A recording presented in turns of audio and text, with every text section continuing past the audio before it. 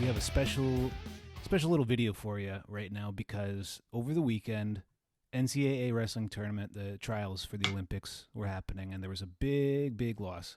Jordan Burroughs from USA Wrestling, he lost, and he lost in a pretty dominant fashion. So, JD, can you fill us in on what happened? And also, for those of you out there who aren't familiar with Jordan Burroughs, myself, I'm only so familiar with Jordan Burroughs. I know he's probably the biggest deal in American wrestling right now, but him losing this weekend might even be a bigger deal than what's going on. So fill us in, JD. What's up? Jordan Burroughs was defeated last weekend at the Olympic trials by Kyle Dake in rather decisive fashion. And in the Olympic trials, when you get to the mini tournaments, you get two guys saying you have the guy who has the bye all the way to the end, and you have the guy who wins the tournament. And in this case, both guys had byes, and Dake had to beat I think it was Jason Nolf to get a shot at Jordan Burroughs. And this is kind of something that we've been waiting for a long time. Jordan Burroughs he's a 5-time world and Olympic gold medalist. That means the Olympics are every 4 years, and on the off years we have the worlds. So on those off years, Jordan Burroughs has been in the world championship division. I've lost count of how many world medals he has, to be honest. I could go through it, but it's unimportant. He's medaled every year basically, with the exception of 1 year. I'll talk about that in a second. So Burroughs is a gold medalist. He took bronze at the last World Championships, but he faced Kyle Dake, who is a 2-time defending world champion at 79 kilos. Burroughs wrestled 74 kilos. USA Wrestling only gives us 6 weight classes for the Olympics. Did I say US Wrestling? I meant IOC, the International Olympic Committee, only gives us 6 weight classes. UWW, the international governing body of amateur wrestling, I guess you call it, they give us 10. So every Olympic year, they have to reduce. We have to consolidate those weight classes. So 4 weight classes go away. So you have guys who have to cut a lot of weight to make whatever weight. And Dake's a good example. Dake normally wrestles 79 kilos. Now he's got to make 74. That's like 70. That's 160-ish pounds. Yeah, what's 5 kilos is like 12 pounds, I think. It's 2.2. Yeah, something like that. Yeah. So he had to cut a decent amount of weight to get a crack at Burroughs. And this is kind of like this was one of 2 matches that people were super excited about over the weekend. The other being Gable Steveson and Nick Wisdowski. And that was a changing of the guard, and so was this. Like, Burroughs has dominated USA Wrestling scene, and when I say dominate, I mean he has been the face and the force of USA Wrestling since 2011. And this will be the first time that the U.S. has sent a contingent to a World or Olympic Games without Jordan Burroughs. Like, he's been not only the most successful wrestler we've had over the past decade, he's also the actual and spiritual leader of the team. So it's gonna be a weird adjustment not having him. I mean, he's gonna go. He'll go and be a partner probably, and it's gonna be weird for him, but it's gonna be weird for everyone. Like, it's him not being there is, I don't know if I'm gonna say it's a blow to USA Wrestling because Dake's a gold medalist himself, but it's gonna be different. It's like, imagine if your top star coach wasn't coming to the Olympics with you. I mean, it's just weird, right? It is. It's like, but it's also the point where, like, we lose Jordan Burroughs, but you've got someone who's got a real good shot at winning a gold in his weight class. So it sucks, but at the same time, like, from a medal count perspective, you might look at it as an even trade, maybe even a little bit of an upgrade, because the last couple of years, Jordan Burroughs has slowed down a little bit. He has not been able to beat the Russian Sidakov, and he's been beaten by him twice in both 2018 and 2019.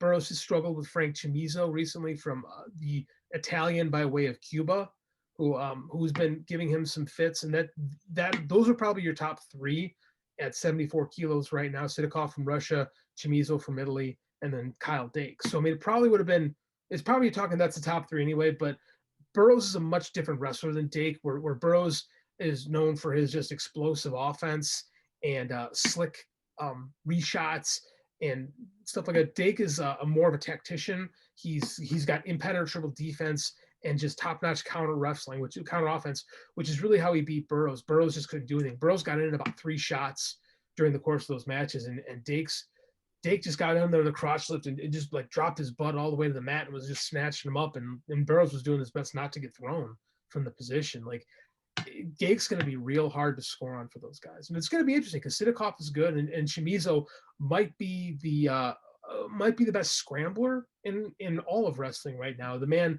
he's unbelievably fluid in his attacks. He's got this Cuban style, which is different than we wrestle in America. It's fluid to be the best way I can describe it. So it's going to be very interesting to see how Dake matches up with these guys. We've seen Burroughs wrestle in both the past few years. We haven't seen Dake with theirs, so it's interesting. So earlier and in your article, you were talking about kind of Jordan Burroughs kind of being figured out over the past, especially within maybe the past 5 or 6 years, and especially from the Russian schools, uh, figuring out his style. Could you talk about that a little more? What do you mean exactly by like when you say Jordan Burroughs kind of when he won the World Championships in 2011, which you were at in Istanbul? He had a specific way of wrestling, but over the years, it seems like because it was so dominant, people took it apart. Competitors from all over the world seem to have taken it apart. What Taken happened? taken apart is a harsh term because the man's only lost a handful of international matches over a Right. decade. And when I say handful, he's literally lost to three people. Mm-hmm. So it's not like people have figured him out. It's like for him, an off year is taking bronze. Mm-hmm. When Jordan Burroughs came out in 2011, he had just won his second NCAA title, and he really didn't have much of a freestyle background. He did make a junior world team and finished 10th in the world, which really isn't that impressive when you make that level. He was not a natural freestyle wrestler. When I say that, I mean like he did not participate in Fargo, which is kind of where our youth it's our big youth tournament, it's our big high school tournament for kids learning freestyle and Greco. You come up through Fargo. Burroughs never did that in high school. He was strictly a folk style guy. So when he made his transition to folk style, it was strictly on the feet, which is what American wrestling really is. We're really known for our on for being good on their feet, right? Parterre is where we've struggled in the past, and that's the top bottom position.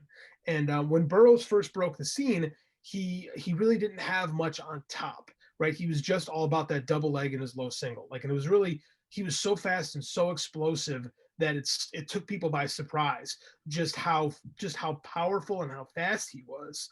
And especially early on, like I remember being out there in 2011 and watching him wrestle Sargush, the defending two-time world champion. Burroughs was all over him, and Sargush just couldn't keep the pace with him, which is different than the typical American style of wrestling, which is very grindy. Use your hands, a lot of snaps, a lot of hand fighting, a lot of pummeling. Burroughs would be like touch and go, like more of the John Smith stuff, a lot of level changes, and he would just pop that double leg and run right through you, and So you not couldn't stop it. not less physical, less like you said, grindy. Like Not great. Yeah, I wouldn't say less physical because he is very good at using his right, hands, but he uses his hands to get you out of position as opposed to like the Brett Metcalf stuff, which is like pulling you out of position, right? He was more using, aerobic style, I guess. yeah, I would say, yeah, that's a good way to describe it. It's very explosive would be the best way to Explosive. describe it. He would just explode through his finishes. As time went on, Russia specifically, because they're the most cerebral program to the best. The Russian program is the best in the world. They've won the Olympics and the worlds pretty much every year, with the exception of maybe three over the last century. Like they're that dominant. So they tried to find a guy who could beat him. Sargush did beat him once. He beat him in 2016 at the Olympics, and that was the first time he had ever beat him. And Burroughs was like 6-0 against him heading into that. And it was really a matter of trying to stop that double leg. And when Jordan got older, he got really good at reattacking. So guys would try to attack him. He would down block, bringing his arms and shoulder to stop the attack, wait for the opponent to come out of position, and then he'd truck him again with that double leg or a low single leg. So the older he got, the smarter he got, and the better tactician he became. He still had this just phenomenal foot speed and phenomenal. I don't want to use the term fast twitch, but I mean this phenomenal explosion through stuff. But he got better. It was less about I'm going to run you over and you can't stop me, and more about I'm going to get you out of position and then I'm going to run you over. And then he also added a leg lace on top, which really changed him. Is the older he got, the better he got in parterre. Is he really evolved his game? Like when he slowed down a little bit, he got smarter and like really got good at a leg lace. Like transitioning to the leg lace became a big part of, which is like a top turn. You trap the legs and you rotate. Every time you expose a man's back, it's 2 points. So the more he did that, the better he got at it. And it's only been in the last 2-3 years that he's started to get caught a little bit, because Sidakov is again young. It's a young man's game in a lot of ways, and Jordan hadn't had an answer for Sidakov. He's been the guy to beat the last couple years. So the question really is now is Sidikov's been basically training to beat Jordan Burroughs. How's that going to match up to Kyle Dake? Because he's a completely different wrestler. So yeah, I guess that's the question to ask now. What is that kind of a two-part question? So what's next for Jordan Burroughs? I guess this year, not too much. I'm like we said, he'll probably go with the team to Tokyo, and My assumption is he'll go with the team to Tokyo. I don't think it's been announced yet, but I imagine Kyle Dake's going to want to work with him when he's there. yeah, that's They have a good relationship, so I can see that happening. Um, I kind of thought after he lost, and so did other people, thought he might take his shoes off and leave it in the middle of the mat, which is kind of like our big our retirement thing. You see guys in the senior level, when they're done. Joe Rao is a great example. Joe Rao got hosed really bad, but he knew he was done. Took his shoes off, left him in the center. But Jordan didn't do that. Jordan says he's going to come back, and it's not unheard of for this to happen. Chris Campbell being a great example. In 1982, he was 37, almost 38 when he took bronze at Barcelona 92. Dave Schultz was in the middle of a comeback in 1995, just before he was murdered. There's people that'll tell you, I mean, I can't verify that for certain, but there's people that'll tell you Schultz at 36 would have been a gold medalist. I can't say for certain whether it happened. I haven't looked at the weight classes and really thought about it enough, but he was certainly good enough to be on that level still at that age. Burroughs slowing down is, again, like I said, 2 years in a row he's taken a bronze. So I mean, it's not like he's not there anymore. It's not like he's not one of the best in the world. Like if he defected to Canada tomorrow, he's still in medal contention. But I don't know. 32 and 36 is a big difference. So we'll see kind of what he thinks about it down the line. I don't know. I don't know if Jordan Burroughs knows what he is right now without being an amateur wrestler. So it's going to be an interesting couple of years to see. It's only 3, so I take that back. It is only 3 years, so he'll only be 35. It's possible. It's possible. now the other part of that question. So there's whatever Jordan Burroughs may or may not do. We're not sure, but what about Kyle Dake and his chances this year? Now that it seems like he's going to be the USA Wrestling Team's top star and best chance at medaling, possibly. What's your take on Mr. Dake? Well, I don't think he's our top star. Well, he could be our top star, but Mm-hmm. we're setting a very good team. This might, even without Jordan Burroughs, even without Jaden Cox, this might be our best team that we've sent in decades. Like we've got gold medalist in Kyle Snyder. We've got a future superstar in Gable Steveson, who he's got to get past the Turk, who's very, very good. Agul is very good. But Gable Steveson is on another level at only 20. So he's a legit shot to medal. He could take the gold. He could take the bronze. He could not place too, but I mean, he's been a world champion at different age group levels. So he is in the mix. Like David Taylor's been a world champion at a different weight class. Like this is a really good team. Jordan Oliver is a guy who's kind of always been on the cusp but never quite made the jump. He's looking better than he's ever wrestled before. So he's, in my mind, he's a legit shot to be an Olympic champion. He's still got to qualify his weight class, but I mean, I don't anticipate that being a problem for him coming up like this. So I legitimately think we have really good chances to medal at just about every weight class. Now that's hard to do at the Olympic level. If you have 4 to, again, it's only 6 weight classes. So if you can get 4 medalists, that's the majority of your team. If you can get 5, that's unbelievable. If you get 6, I mean, it's over. I mean, no one. I mean, I just don't foresee that happening. But that being said, I think we've just got an unbelievable amount of talent on this team, and I think this could be super, super scary. As for Dake himself, I've never seen. I got to see him against Chimizo right now, and I got to see him against Sidakov. It's going to be tricky, but I think that again, he's almost got a style similar to how the Russians wrestle. So I think it's going to be an interesting matchup for him there. I really like his chances. He's a 2-time gold medalist in the world division, the world level. I can't see him not being, I don't want to say he's the favorite because I don't think he's the favorite, but he very easily could win the gold medal. So if I wanted to watch, or if anybody else wanted to watch what's coming up next for NCAA wrestling, either trials or for the Olympics, where are the best places to watch right now? Well, it's not the NCAAs. The NCAAs is college, and that's folk style. This is UWW or excuse me, UWW, United World Wrestling. United World Wrestling. Orange logo. Yes, strange looking logo. The best right now, everything's available. Peacock did a decent job, we'll say, covering the event last weekend. I had a hot swap between Peacock and NBC Sports to get different looks at mats. So you were literally bouncing between different streaming services to watch different mats, which is a bit of a pain in the butt. But yeah, NBC does a really good job of covering stuff.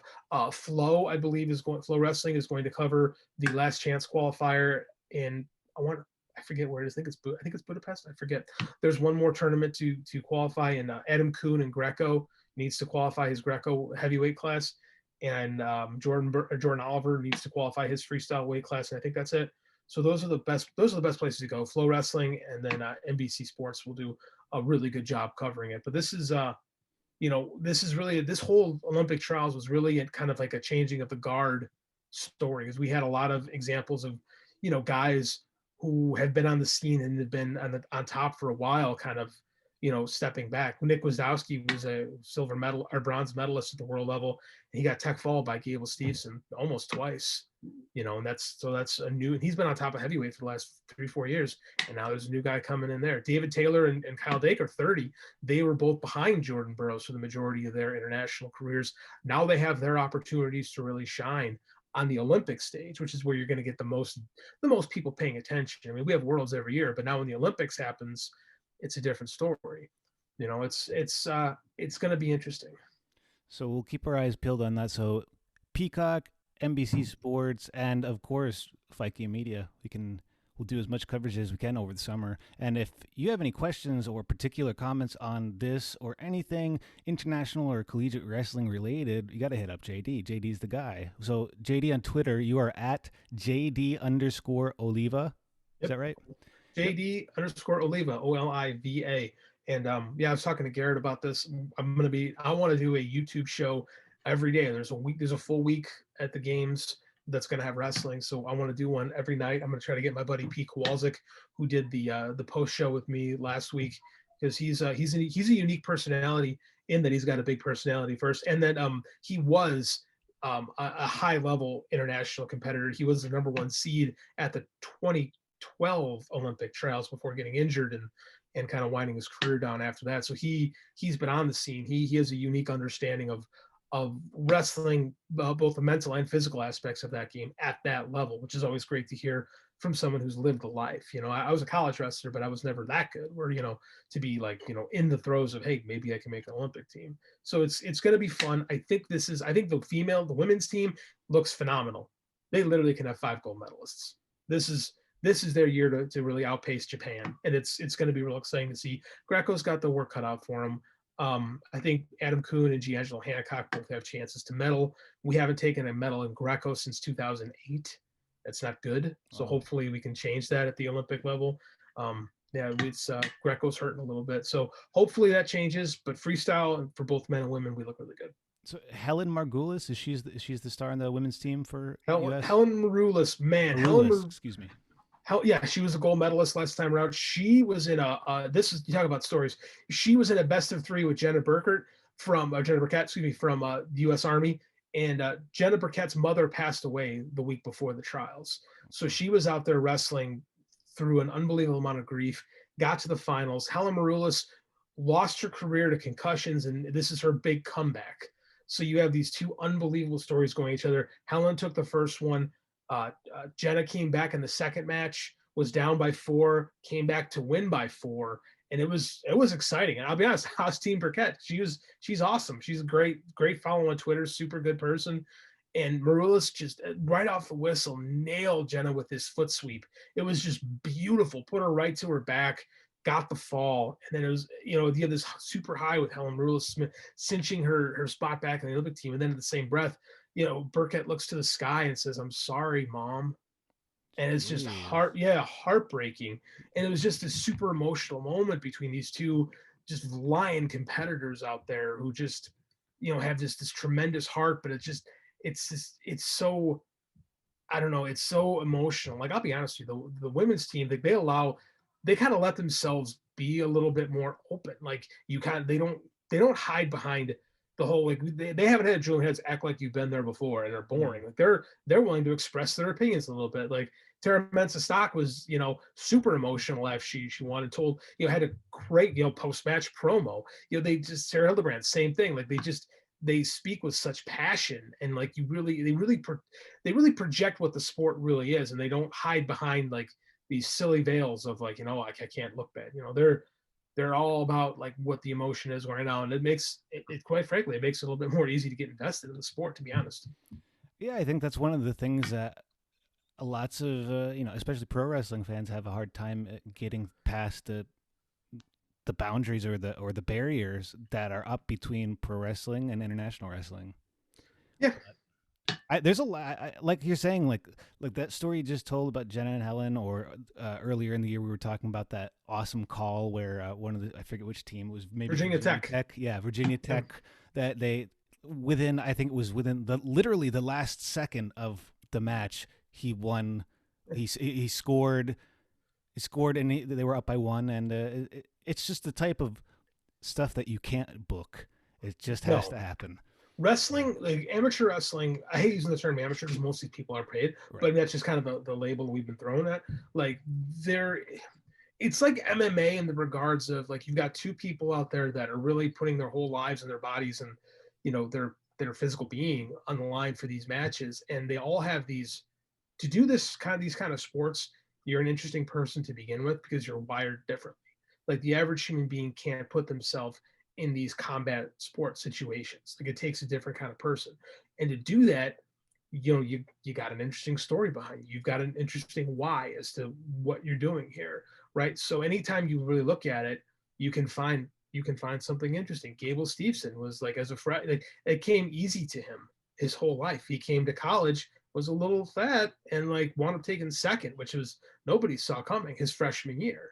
Right. So everybody was shocked. Oh my God, when Anthony Castor from Penn State beat him, like it was unbelievable. And then he's had this super comeback. Last year he probably would have been an NCAA champion. But the COVID stopped that. This year he physically looks like a different person. Like he's a lot tighter, he's a lot more aggressive, and his technique is just on another level. Like he's the best college heavyweight I've ever seen. Like right now, he's a better freestyle wrestler than Kurt Angle at this age. Whoa. Like that's how good he is. Like it would not surprise me. And Kurt Angle won his gold at like 26, 25, something like that. Something like that. Gable's 20. Like he's just figuring this out. And that story that you told earlier, even though Gable Steveson, of course, he's somebody who's wired differently. We're already talking about him so much, and like he's barely of drinking age. But that story about being big fish in a small pond and then going into the big pond. Yeah, I think everybody can relate to that, and that's one of those stories that that when you told me that, I'm even a little more intrigued just from hearing that, because you want to see the person who's out of their element maybe come into their element or not, and you're intrigued to see what happens. That's the kind of story you find in these tournaments. Absolutely, and it's interesting that wrestling right now is just like as far as the technique level goes, is the best that it's ever been. Right? It used to be when you were a senior in high school, you got onto the college team, you took some lumps a little bit, right? It took you a little bit of time to figure out the college sport. It's not like that anymore, right? A lot of freshmen are coming in and having immediate success at the NCAA level because they're so well coached at the youth level, at the high school level. The coaching is so much better. Nutrition is better. Science is better. We understand positions better. So we're doing a better job preparing kids. There was a kid from Missouri this year, Keegan O'Toole, we competed against him last year in high school. This year he takes third in the NCAAs at 165 pounds. And he could have been in the finals, if the drop was different. Like that's how good these guys are coming out of high school. And a guy like Gable Steveson, 4-time state champion, I believe, and like everyone was watching this kid from jump, right? Everyone knew he was going to be amazing, and he kind of did too. So then he had to go through a little bit of a humbling process. Again, for him, a humbling process is second in the country. But I mean, like he's on a different level now. You're watching him wrestle, and he's untouchable. Like no one has touched this kid this year. Like he's not giving up points.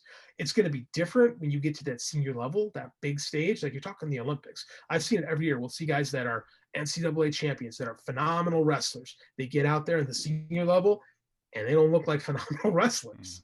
Like it's happened a lot. Ben Askren is an example. He was an Olympian back in 2008, but he didn't do very well in the Olympics. His style didn't transition well into what was the top level, elite level senior freestyle at the time. The game has been elevated on both the college level and the freestyle level. And part of it because of him, he's turned into an excellent high school and youth coach. So we have those kind of guys teaching the youth, and they're getting just unbelievably better. So there's a lot of development, a lot of developing stories, not just with Jordan Burroughs, but with Kyle Dake and the rest of the U.S. team, the U.S. women's team, and how they possibly could dominate this year, which is pretty wild because Japan has dominated that division for decades. That's Um, it started, yeah. so there's a lot of exciting stuff to hop on board and follow from now. And I think for me, as I would consider myself a novice of the scene, I only know the Jordan Burroughs and Helen Marlis, and it's kind of like if we have a constant kind of plug into what's going on, the stories are just as good as any pro wrestling or any other MMA companies out there. So uh, Absolutely. and keep and keep and teaching us, JD. well, in some cases they're better because they're real. Like, you don't have to make these things up, It's a right? sport. Like every that's sports, right? That's why we talk about the drama of sports. And there's so many good ones. Dake is another one. Dake was a 4-time NCAA champion, right? He was someone that was supposed to come out and be amazing right away, and he ran into a roadblock of Jordan Burroughs when he was at his peak.